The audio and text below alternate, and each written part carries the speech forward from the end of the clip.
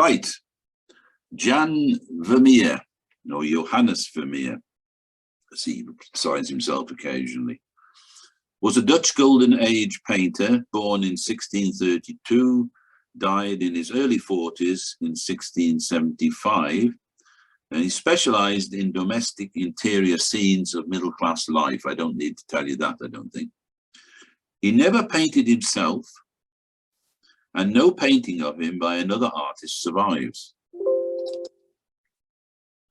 But this character from his painting The Procuress, which we will see later, is believed to be a self-portrait. I don't know what the evidence for that is, but anyway, we'll consider that an act of faith, that is what he looked like as a young man. Well, he was always a young man, really. For our purposes, Vermeer is unique because this morning we can look at every one of his attributed paintings, his entire oeuvre. He produced incredibly few, 37 in all, of which only 4 are signed. During his lifetime, he was a moderately successful provincial genre painter, recognized only in Delft and The Hague, but never wealthy, and leaving his wife and 11 children in debt after his death. Vermeer was the last great master of the golden age of Dutch painting in the 17th century, in which artists influenced by the age of reason strove to discover new ways of portraying visual reality. But it was difficult to make a living from art. Paintings exchanged hands for very little money. And after his death, Vermeer's name vanished for almost 200 years until his brilliance was recognized in the 19th century. Proust said of him, "He is an enigma in an epoch in which nothing resembled or explained him."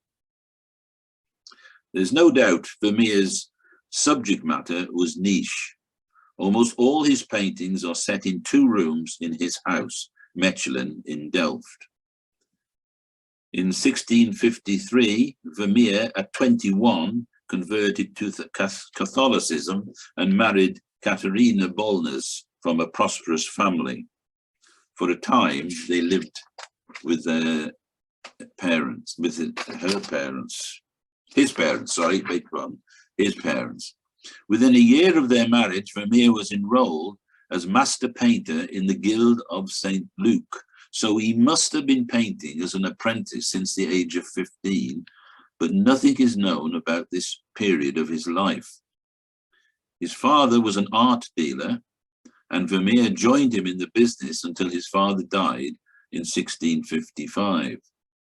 Vermeer continued as a dealer, though not very successfully, for the rest of his life. Records tell us about only one collector who visited Vermeer's studio. Oddly, the artist had nothing to show him at the time and sent him to a local baker's shop where one of his paintings happened to be hung. The French nobleman, we're told, thought the price too high and left without it. We still don't know which painting it was. One of Vermeer's earliest works is Christ in the House of Mary and Martha. It's the largest of his paintings and untypically a religious theme. Notice the classical triangle formation with either Mary or Martha. I don't know which is which at the apex of the triangle. At around the same time, he painted a mythological scene, Diana and her companions. Clearly, he was unsure of his preferred subject matter at this early stage of his career. This painting is unusual. Rather than depicting one of the well-known episodes about Diana, the scene shows the goddess with her maids at her toilet. Because of this, it was not accepted as a Vermeer until the early 20th century. Diana sits on a rock as a maid washes her left foot. There is no reference to her image as a huntress, nor as a symbol of chastity, both common themes in paintings of Diana. However, the dignity with which Diana's maid performs her task does seem to recall Mary Magdalene washing Christ's feet with her tears. As we will see, Vermeer is to go on to develop the theme of women in private moments. When this painting first came to light in 1867, it bore the signature of Nicholas Mies. It was only when it was cleaned that Vermeer's older signature reappeared. The painting is signed between the thistle and the dog, but we can't see it at this. We'd have to be standing right in front of the painting to see it. So we'll assume that's correct.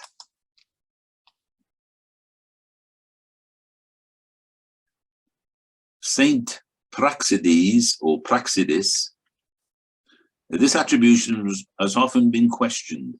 However, as recently as 2014, Christie's announced the results of new investigations, which in their opinion demonstrated conclusively that it was indeed painted by Vermeer. Subsequently, they sold it for £6 million. The painting is a copy of a work by Felice Ficciarelli and depicts the early Roman martyr, Saint Praxedis or Praxedes. The painting shows the saint squeezing a martyr's blood from a sponge into an ornate vessel. So these three paintings are not what you would expect to see in an exhibition of Vermeer's paintings. The next one, more typical perhaps. This is a classic genre painting, The Procuress, and far more typical of his contemporaries. Notice how Vermeer seems to have had some difficulty with the perspective. We seem to be looking down at the table and up at the girl. As I've already said, the musician on the left is thought to be a self-portrait. The woman in black is taken to be the procuress, or Madame. It seems likely the model in the painting used again and again was Vermeer's wife. That's not the procuress, that's the woman being procured. It's also likely Vermeer was influenced by the procuress painted by Dirk van Baburen. There it is, which we know hung in the home of his mother-in-law, Maria Thins. So it's the same theme. Quite a different painting, as you can see, and only three figures in this one. But it's likely that he was influenced, at least by the idea of painting that subject. For the next 10 years, Vermeer seems to have devoted himself to painting young women alone or in various domestic situations. This was when he did some of his best work, in which the most significant factor is his mastery of natural light. In these paintings, he used a variety of signature features. For instance, lighting from the left, the dominance of yellows and blues, the painting of domestic tools, single women with thoughtful expressions, and large draped curtains or heavy improvised table coverings. We're going to see these again and again and again this morning. So the same furniture and features in various arrangements will be easily recognized, where single women are painted performing simple, often domestic tasks. For instance, the girl asleep, this one you can see in front of you, and early work, which shows many objects repeated in later works. The leather-backed brass-studded chair, for instance. We're going to see these lion heads constantly. The Persian rug, which bunched up in folds and doubles, in this instance, as a tablecloth.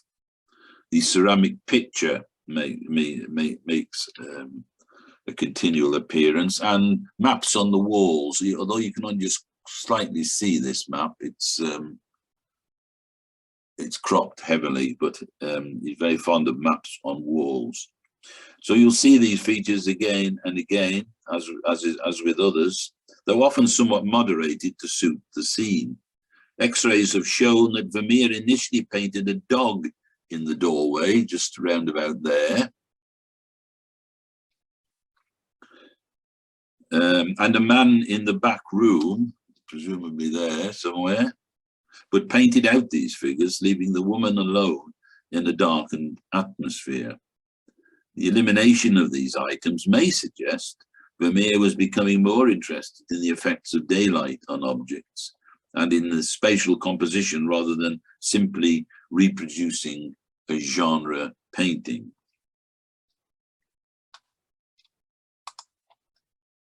In the same year, he painted a young woman reading a letter at an open window. In 2017, tests revealed that the painting had been altered after the painter's death. The painting was restored to its original composition between 2018 and 2021. And this is the restored painting that you're looking at. And it revealed Cupid in a painting on the wall as Vermeer had originally intended it. Now there we have the two paintings, the painting as it had been painted over on the left, and the restored painting on the right. So everything else is pretty much the same, except the fact that Cupid has made his appearance there. The painting of Cupid may suggest that the girl is reading a love letter. Over the years, this painting has been erroneously attributed to both Peter de Hoogh and later to Rembrandt. Indeed, in 1742, Augustus III of Poland, Elector of Saxony, purchased the painting under the mistaken belief that he had bought a Rembrandt. It was correctly reattributed in 1840 and later rescued from the bombing of Dresden, where it now hangs.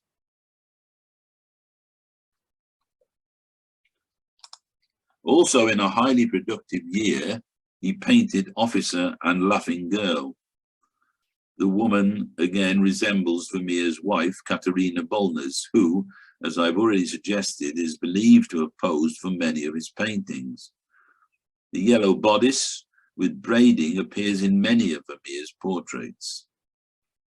It's called a short, so it's that which is spelt S-C-H-O-R-T. That might be pronounced skort. I'm not sure, to be honest. That's what it's called anyway, and was usually worn as part of everyday dress. The woman is also wearing a blue apron over her dress, but it's hidden in the table's shadow, so you'll have to take my word for that. We're told that blue aprons were common attire at that time because they hid stains well. Makes sense. Typically, there is a map, a large map on the wall. Vermeer painted maps with such detail that it is often possible to identify the actual land areas. Now, this painting represents the earliest known example of pointillé, not to be confused with pointillism. And Vermeer is well known for using pointillé. Now, pointillé is a decorative technique in which patterns are formed on a surface by means of punched dots. The technique is done manually and does not actually cut into the canvas surface. Tiny white globules can be seen in the brighter parts of this painting, so you can distinguish them somewhat on the shoulder of the officer, cavalier, and probably on the patterning on the bodice of the Laughing Girl. And straight away, you notice that the window that is producing the light is on the extreme left. And we see this window again and again in various different forms. The patterning of the glass, sometimes is stained, sometimes it isn't, but the lead is often rearranged to suit Vermeer's wishes for that painting.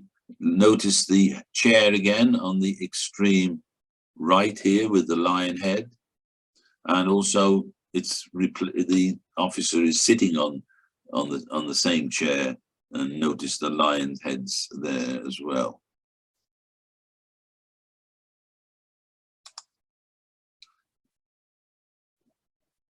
The little street in Delft is a rare street scene. Notice the precision in the painting of the brickwork. Experts say he used red ochre and madder lake for the bricks, and the sky is painted with lead white and natural ultramarine.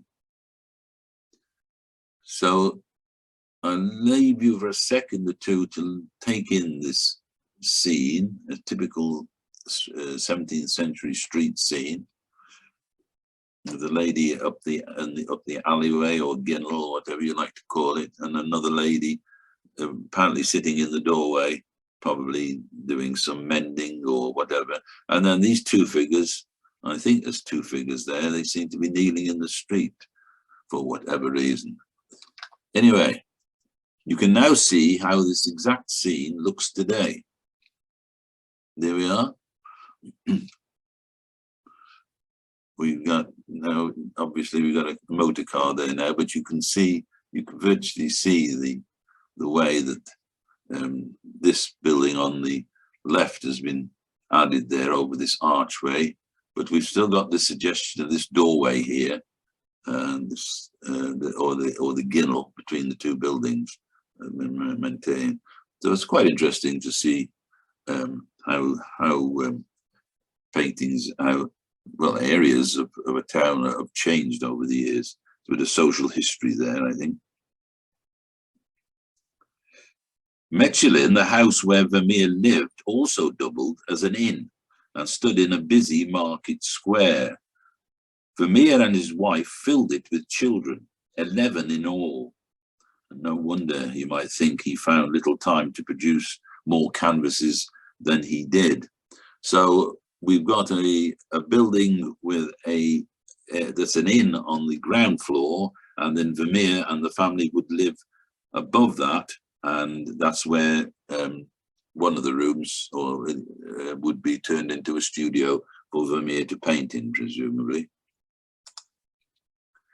In the same year, he completed the kitchen maid pouring milk. We've seen this room before already. If not the same window exactly, but the same bare wall absorbing the daylight. Now then, this is where we start to see the emphasis on painting natural daylight, for which Vermeer is so exclusively renowned. According to Kenneth Clark, Vermeer has here, and I quote, based his harmonies of colour on the blue, grey, white, and pale yellow of a window facing north. The light picks out the crusty bread, tablecloth, milk, and wicker baskets with impressive accuracy.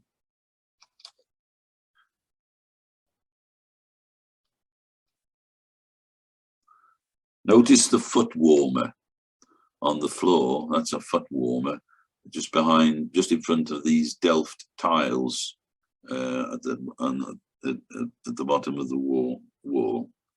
The window has no stained glass, as befits a scullery where the kitchen work is being done. So although he's used the window in exactly the same place as it probably was in the room that he was using to paint these various genre paintings, he's deliberately avoided any suggestion of stained glass there because of the subject matter. It's thought the woman is making bread pudding, but a sense of dignity is achieved by Vermeer's choice of perspective from a low vantage point. A pyramid of forms from the left foreground to the woman's head achieves a classical balance. So there we have the classical golden triangle again. There's been much over-explanation of this painting. I'm sure it's very familiar to you. For instance, according to the Essential Vermeer website, I'm quoting from this website now, her measured demeanor, modest dress, and judiciousness in preparing her food conveys eloquently yet unobtrusively one of the strongest values of 17th century Netherlands, i.e. domestic virtue. Yes, well, basically it's an everyday scene of social interest in which Vermeer experiments with capturing daylight streaming in from the north. There was originally a map on the wall which Vermeer painted out, and that surely tells us he was more interested in how the light illuminated this vast expanse of wall. In another early painting, and clearly a genre painting, this is called A Couple with a Wine Glass. Vermeer unfolds the story of a girl being courted with an almost awkward earnestness. But he's not interested in the narrative. His interest lies, again, in the light falling in from the window on the left. And this time the window has got heavy stained glass in the making of it. And of course, and he's also interested in the light reflecting off the white jug, the tablecloth, the fruit, red dress, and brass studs of the now familiar chair. No lion heads on this chair this time, but we've seen this white picture before.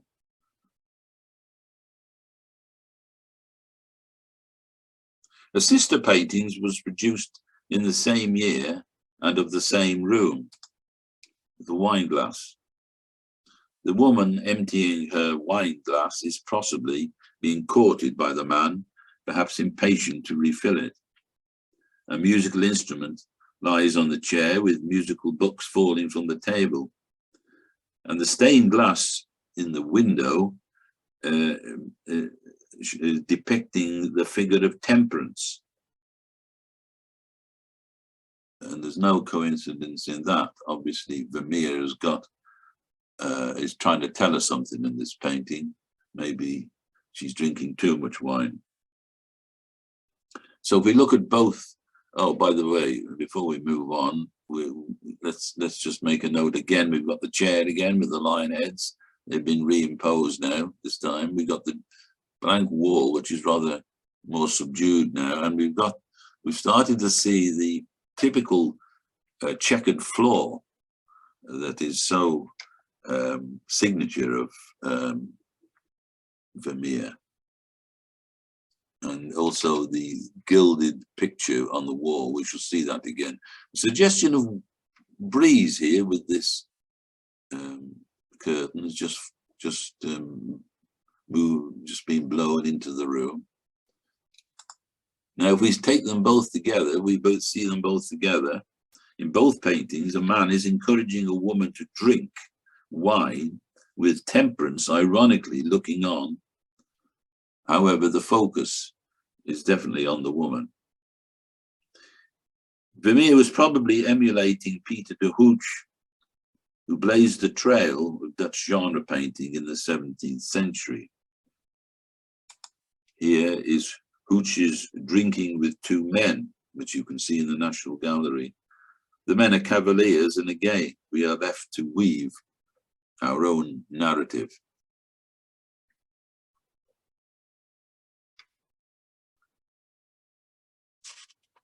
And notice as well with the map on the wall, which is fairly typical of these genre paintings, and certainly something that Vermeer used a lot. And even in this one, the light again is coming through the windows from the left.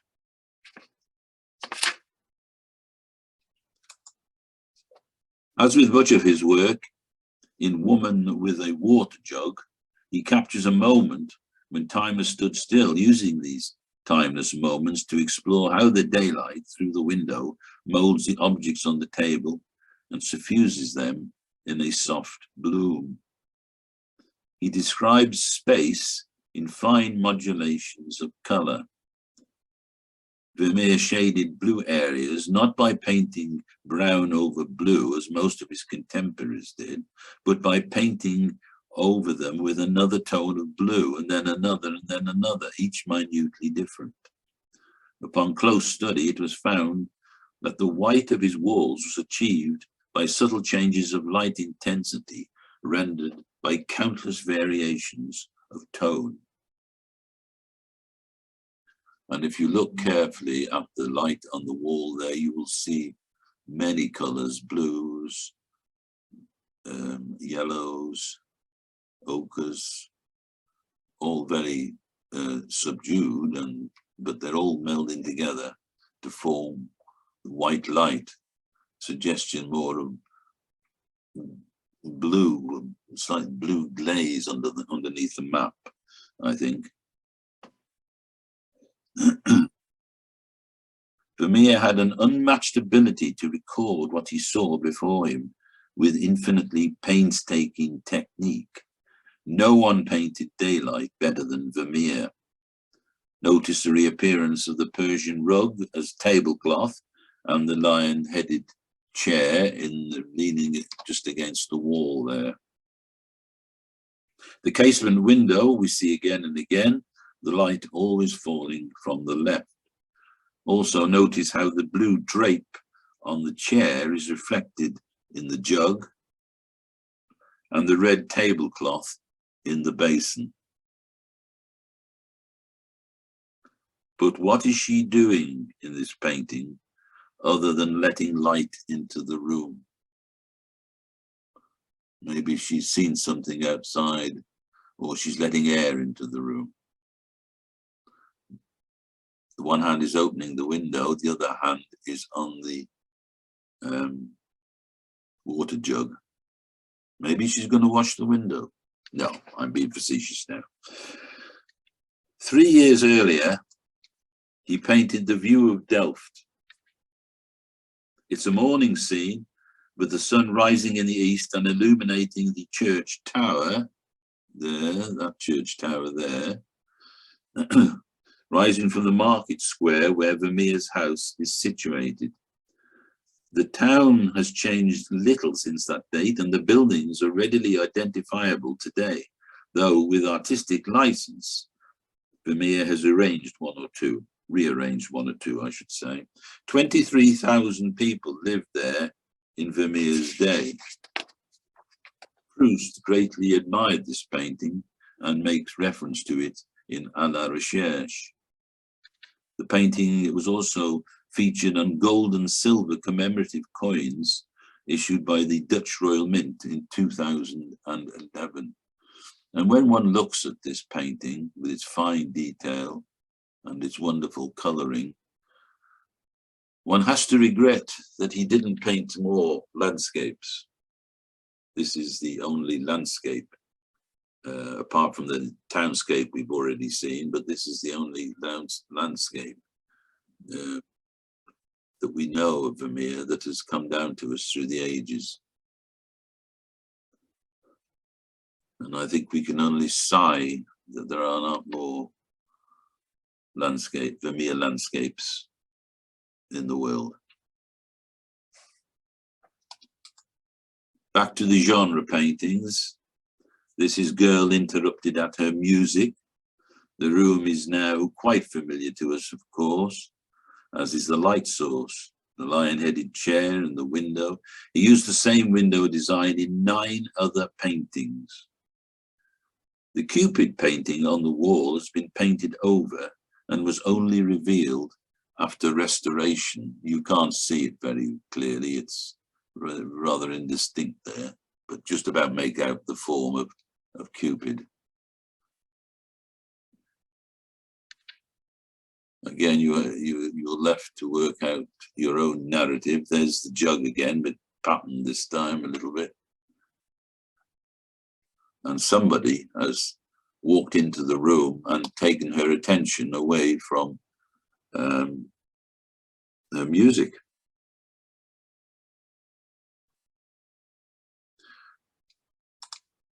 This one is the music lesson. One of the few paintings produced by Vermeer which were kept in his home until his death, when his family were forced to sell it, along with others. The tutor is either singing or instructing.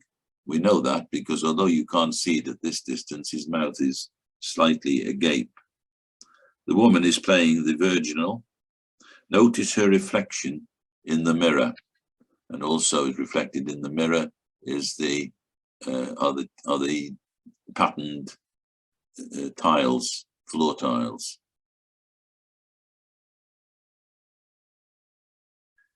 We've seen the picture in the leaded window and the Persian rug as tablecloth before.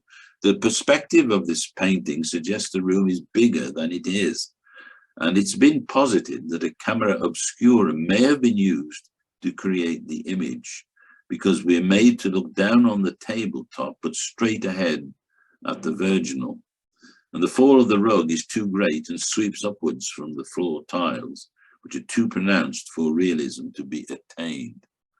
Now, there's an awful lot of forensic research been done with, as I'm sure you know, with Vermeer's paintings, particularly by an American whose name escapes me at the moment, who's gone to the extent of measuring the walls and the ceilings of these rooms to try and work out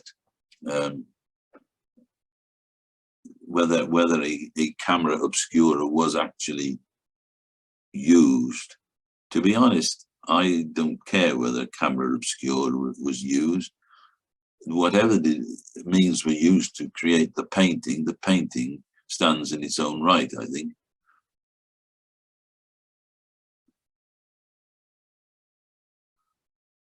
So for me, all that forensic research is insignificant. But no doubt those who are involved in, and there are YouTube documentaries that go into it with a fine tooth comb. Those who are interested in that might like to follow that route. To me, it's the painting that matters. No matter how it's achieved, the painting is there for us to enjoy. It's as simple as that, in my opinion. Woman in blue reading a letter.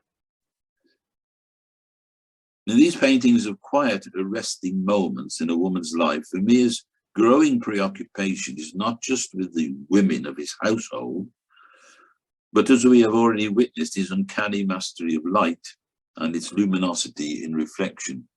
And you can see that very clearly in this painting. Look at the light. We don't see the window in this one, but we certainly see the light coming through the window. And there's the old chairs again, and the tablecloth. The colours are cool, except for the daylight on the wall.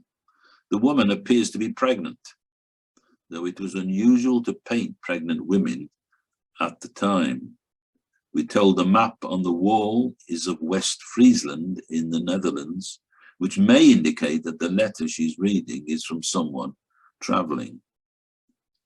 We've already seen it in Officer and Laughing Girl earlier, as we've seen the chairs, of course. The floor ceiling has been omitted, which is unique for Vermeer. So we're much closer to the subject of this painting.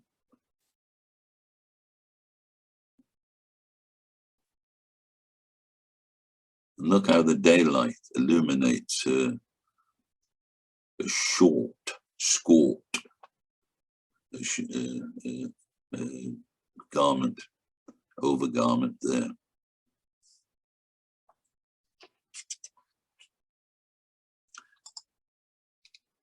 Woman with a lute, another ermine-trimmed jacket,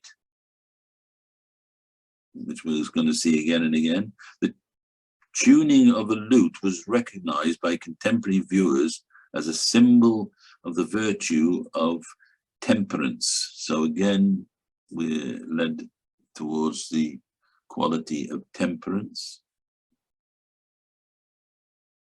The catalogue at the Met in New York says of this painting, the impression of spatial recession and atmosphere is somewhat diminished by the darkening with age of the objects in the foreground, and by abrasion of the paint surface, mostly in the same area. We will see this face again. I think we've already seen it, haven't we, if you look closely. The woman was overpainted at some time to give her a new hairdo, and only returned to its original condition by cleaning in 1944. I'm not going to keep mentioning these chairs. You'll see them enough times in the subsequent paintings.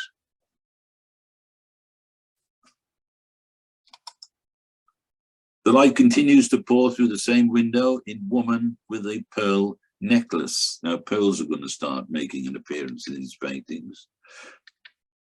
In his distinctive style, he cloaks his model in yellow with fur lining, suggestive of winter. Yellow and blue are often favoured colours in these paintings, and fur-lined coats were common in Dutch interiors.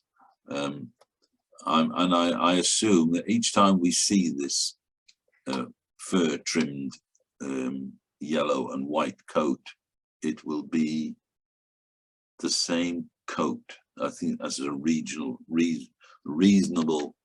assumption. It probably rarely left the house.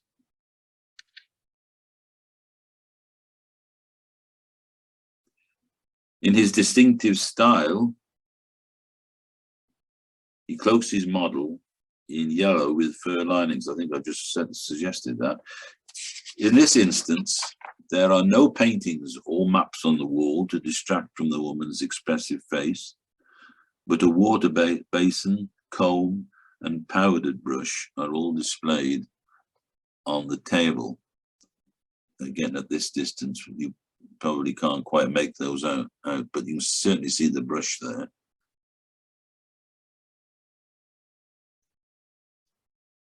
Vermeer is clearly aiming for simple, unadulterated realism.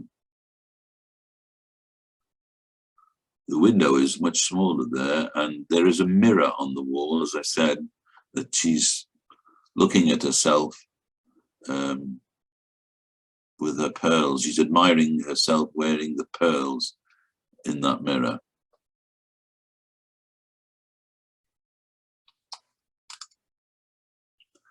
Woman holding a balance, another fur-trimmed jacket against the damp and cold Dutch climate.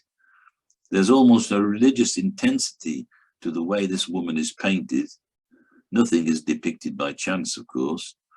The Last Judgment painting on the wall may suggest God weighing souls as she is weighing gold. Gold and pearls spilled from the box on the table, possibly symbolizing the vanities of mankind. And the woman is pregnant, which may account for the serene look on her face. Vermeer has given us a mirror in front of the window this time, as I've just said, but the natural light still falls from the left onto the wall and the jewellery. It's much more subdued. As the impression is that the curtains are drawn, although it's not too obvious there, but there's only a little bit of light breaking through, but enough to illuminate the pearls and jewelry on the table there, which is emphasized with this technique of pointillé that I've already mentioned. That's an old kitchen table. It's not a turret table you would see in a normal bourgeois scene. And we get the crumpled, this time it's blue rather than a Persian rug, but it's very crumpled. It's been pushed back, obviously, off the table so that she can get on with her weighing. Any symbolism in this painting is open to so many interpretations. You can take your pick, but it's probably significant that the scales are empty. It's said that in the center of Vermeer's world were women, and already the center of their world were pearls. Girl with a pearl earring, also known as girl with a turban, Along with the Mona Lisa, and thanks to to Tracy Chevalier's book of the same name, the film it spawned, and the subsequent play, this has become one of the most recognizable paintings in the world. In all three versions of her fictional account, Vermeer grows close to a servant whom he uses as his model, wearing his wife's earrings. It has hung in The Hague since 1902 in the Mauritshuis. The painting is actually a tronie. Now, tronies were favoured by Dutch artists. I can remember dealing with them when we looked at the golden age of Dutch painting 2 or 3 years ago, pre-COVID, I think. Tronies usually feature the head of a man or woman, and they're not a portrait, but just the head of a man or woman.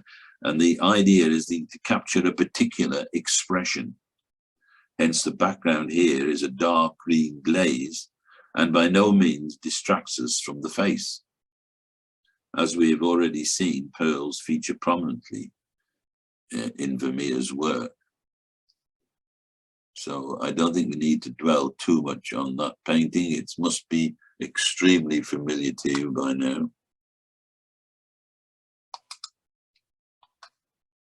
This one is called The Concert, and its whereabouts are unknown. They're unknown for a very good reason. The painting was stolen with others, including Degas, Rembrandt, and Manet, from the Isabella Stewart Gardner Museum in Boston in 1990. It has subsequently been valued at $250 million and is now considered to be the most valuable stolen item in the world. Though we don't see the window, the light is coming from the left, as usual, illuminating her by now familiar white trimming.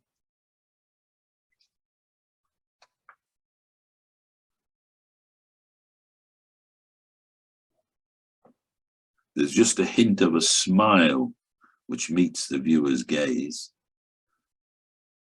On the table is a silver-studded wooden box, a silver inkwell, a string of pearls, and yellow silk ribbon. I think we'd have to be standing right in front of this painting, which isn't a large painting, but typical of the size of Vermeer's, 29 by 26, in order to pick that out.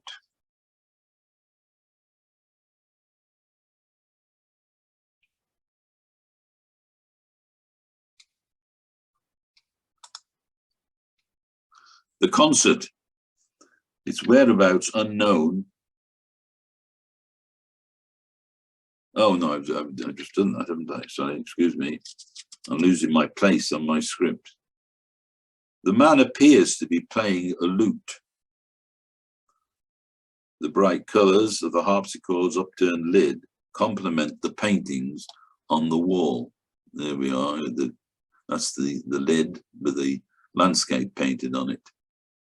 We're going to see this harpsichord again, and we'll see that landscape more clearly eventually. The woman on the right appears to be singing, while the woman on the left is apparently accompanying her on the virginal.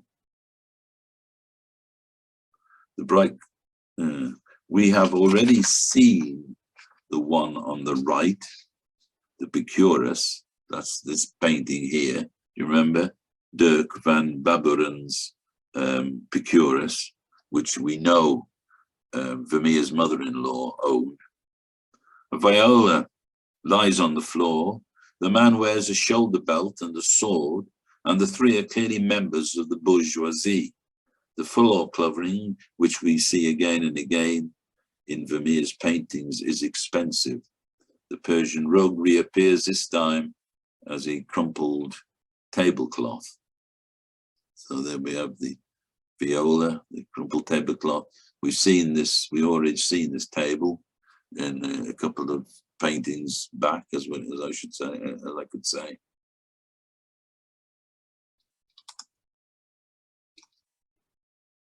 This is a portrait of a young woman.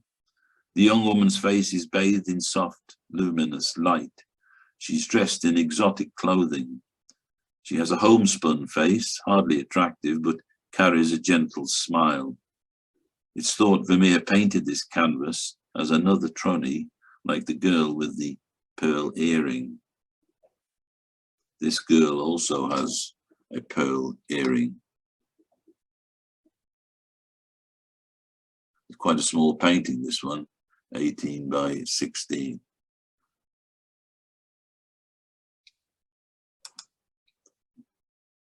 This painting is called An Artist in His Studio. You can find it in Vienna. It's busy with symbolism and is often called an allegory of fame. It's one of the few signed paintings, and Vermeer never sold it, even when in debt. In fact, Hitler owned this painting at one time, almost definitely stole it. The artist at his easel could be a self-portrait, of course, we don't know. If so, he has taken the trouble to dress himself expensively. The insouciant model is taken to be fame, crowned by a laurel wreath. The map of Holland, replete with coats of arms and views of prominent Dutch cities, may be seen as the new Parnassus, celebrating the achievement of Dutch artists at this time. And yet, as with much of Vermeer's work, it is the clear, clean daylight through the unseen window which grabs the viewer's attention, despite all there is to see in the picture. It naturally emboldens the crisp line and colour of the room.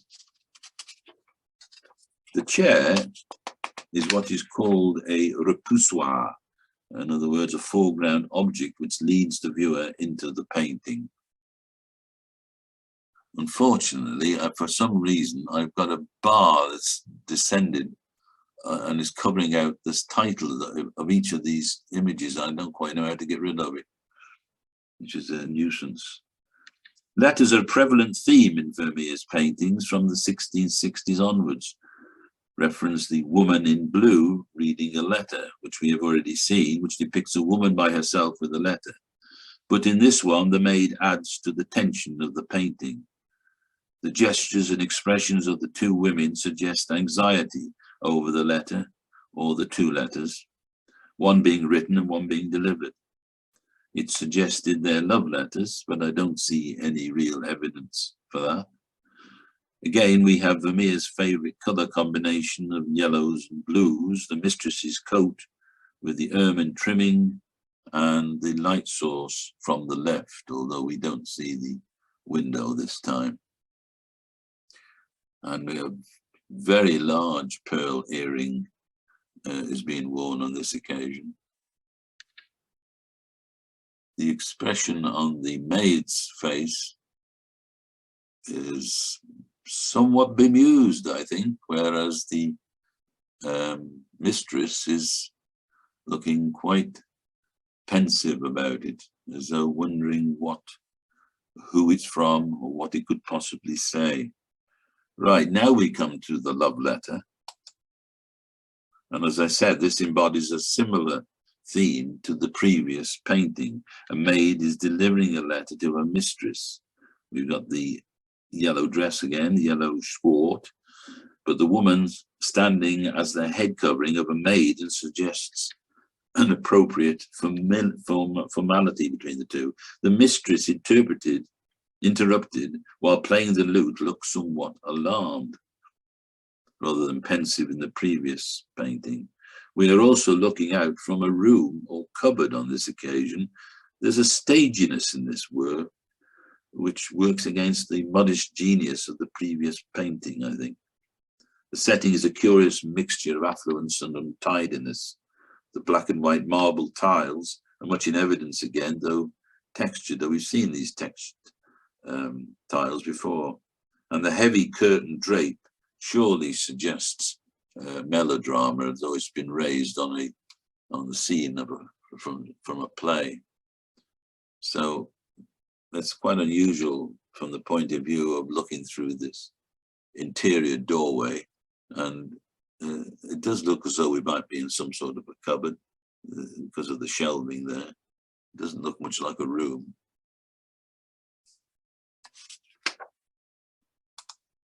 Girl with a red hat, another Trony. One of Jan Vermeer's smallest works, in fact, only 9 by 7 inches, painted on panel rather than on canvas. The Washington Gallery tells us the girl has turned in her chair and interacts with the viewer through her direct gaze. Girl with a red hat is portrayed with unusual spontaneity and informality. The artist's exquisite use of colour is this painting's most striking characteristic. Vermeer concentrated 2 prime colours in 2 distinct areas, a vibrant red for the hat and the sumptuous blue for the robe. He then used the intensity of the white cravat to unify the whole. So that's what the Washington Gallery tells us. We get a very good close-up of the lion-headed chair here, not the chair, but the lion heads, as you can see in the front there. Beneath the painting, X-rays have exposed the portrait of a man with a wide-brimmed hat. Vermeer turned it upside down in order to paint over it. Difficult to imagine it now, of course. But Vermeer, being notoriously poor, would have used what he might consider unsuccessful canvases again to paint over, rather than buy new canvases. This one is The Astronomer. It's in the Louvre. It is one of 2 which have the year actually painted on them. If we look at the next painting, The Geographer, we'll see many similarities. This is the astronomer, he's got his hand on an astrolabe there. There we've got the window again and the painting on the wall. And this time, instead of a Persian rug, we've got a very heavy fabric tablecloth. And again, Vermeer likes to paint these rumples so that he can presumably describe all the various folds and creases, but of course the reason that it's in that's so much disarray is because the astronomer has pushed it back so that he can put his books on the table that he's studying. So if we go to the sort of sister painting, The Geographer, the canvas for the painting came from the same bolt of material as the astronomer, experts tell us, and the model is clearly the same man.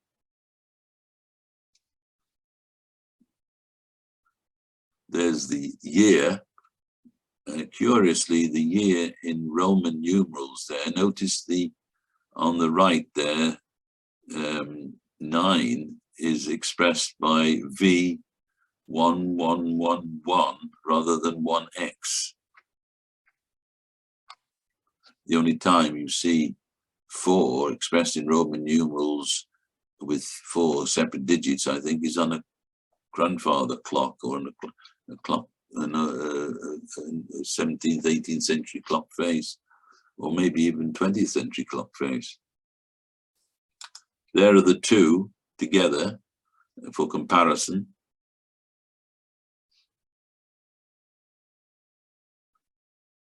You can see differences, obviously. The same, the piece of furniture there has been somewhat altered there and is more obviously lit by the light through the window, so it's a bolder color. In fact, the whole painting on the right is a much bolder color. It's rather subdued, the painting on the left. That might just be the quality of the reproduction, of course. In 1670, he painted The Lace Maker. The painting shows the intense concentration of a young woman holding up a pair of bobbins in her left hand as she places a pin in the pillow in which she is making the lace. The detail of the work is precise. However, the blurring of the foreground suggests Vermeer may have used a camera obscura again. areas of the canvas appear out of focus. Well, we can see what's meant by that. Again, we have Vermeer's two favorite colors much in evidence, yellows and blues, but the light source is not clear, possibly from the right or immediately in front.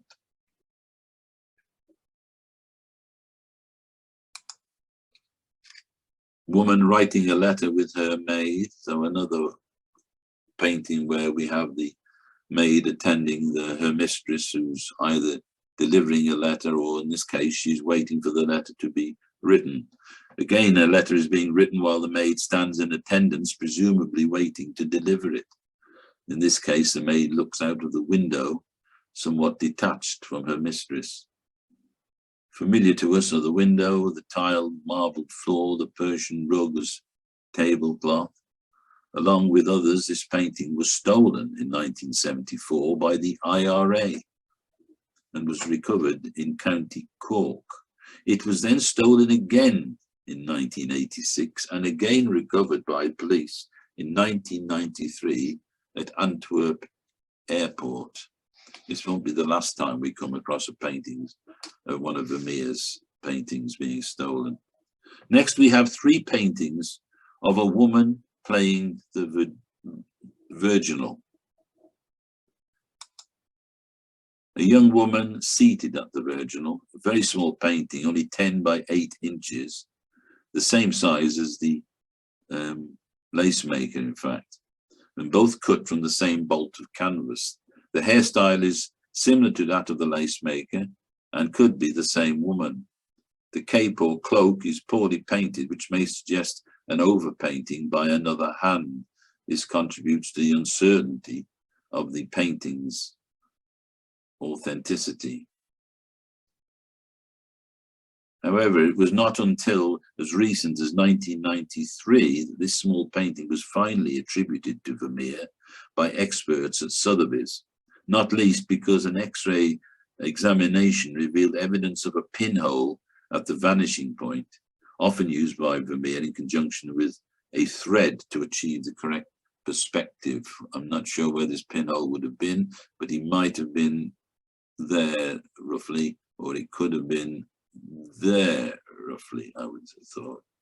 Ultramarine, which was expensive, is again used to mix with lead white for the wall. And pearls are again in evidence, as you can see. This painting was sold for $30 million, worth mentioning, to give you an idea of the value of Vermeer's. So that's the first of the three. This is Lady Standing at a Virginal. You can see this in the National Gallery. Notice Cupid has made his appearance again in the painting. We've seen that before, as we've seen this gilt frame around this painting here as well. Most of the things are familiar to you by now. The Delft tiles have made a reappearance again, and the patterned checkered tiles on the floor. And there you see the lid of the virginal with the landscape. It's not the same landscape as was in the concert. I think it was the concert, but it's more clearly defined there.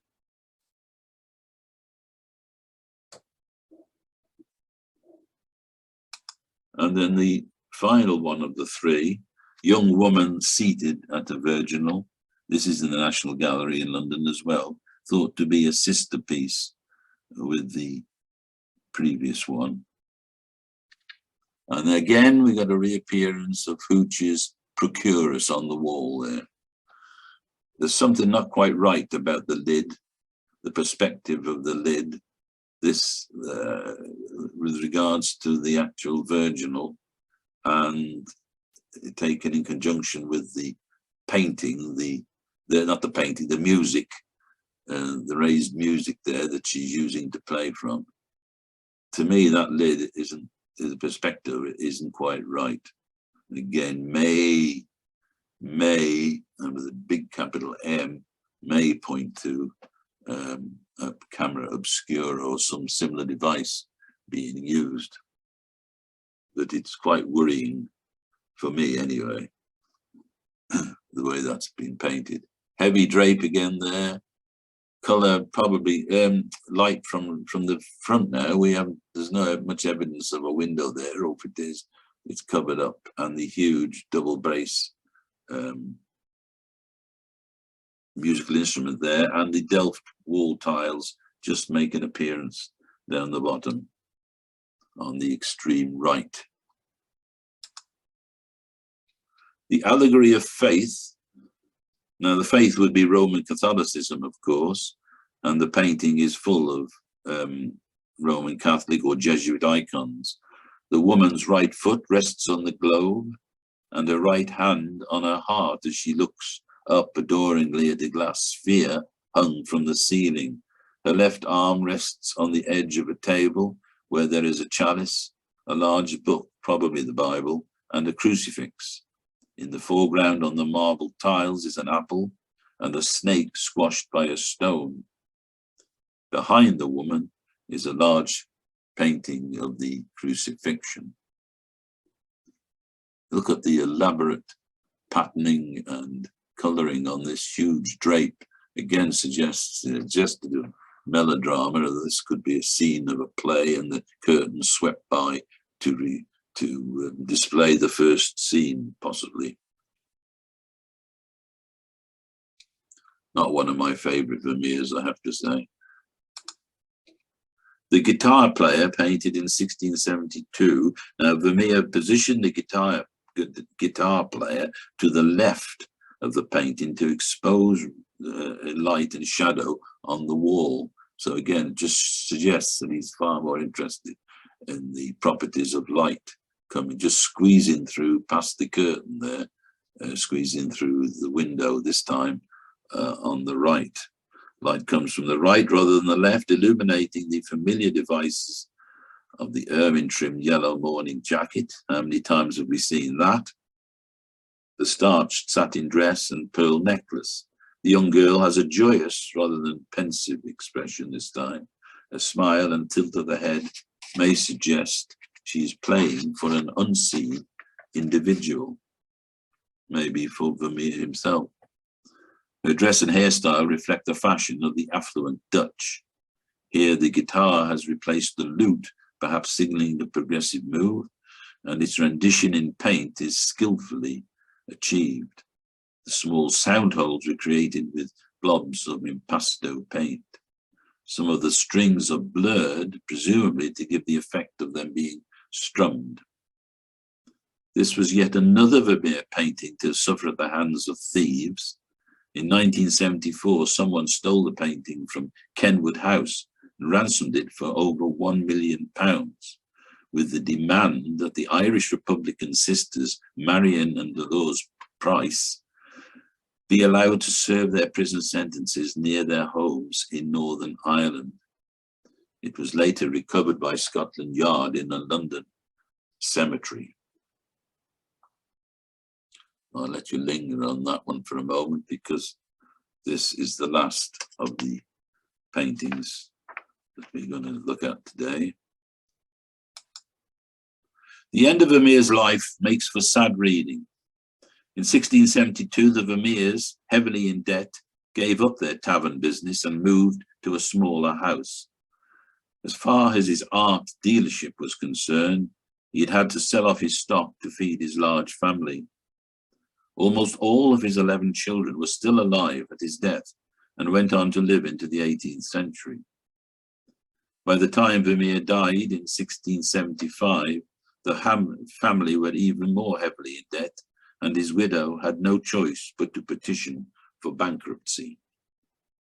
Almost immediately, a struggle began between his wife, Katharina, and his creditors, who laid claim to some 29 of his paintings.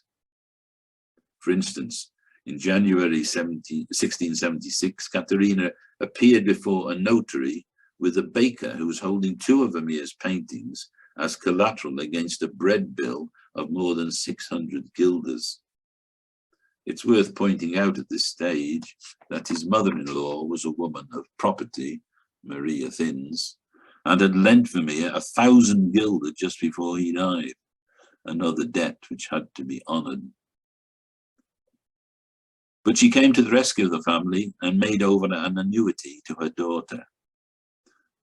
At the sale of the bankrupt estate, a woman, Janetta Stevens, managed to have 26 paintings seized and held as security against a debt of 500 guilders for groceries supplied.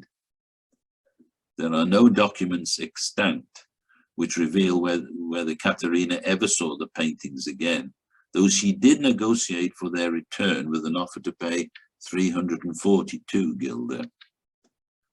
9 years later, 21 of his paintings appeared in an auction catalogue, and this was the last time for 200 years that his work achieved any sort of public recognition. It was not until 1866 that a Frenchman, Thoré Berger, began to devote a good deal of his life to the cause of making Vermeer well known. It was only then that critics began to sit up and take notice. Vermeer is buried in the Oude Kerke, the old church, in Delft. There we have it in that photograph. An austere plaque in the north transept opposite the pulpit marks his grave.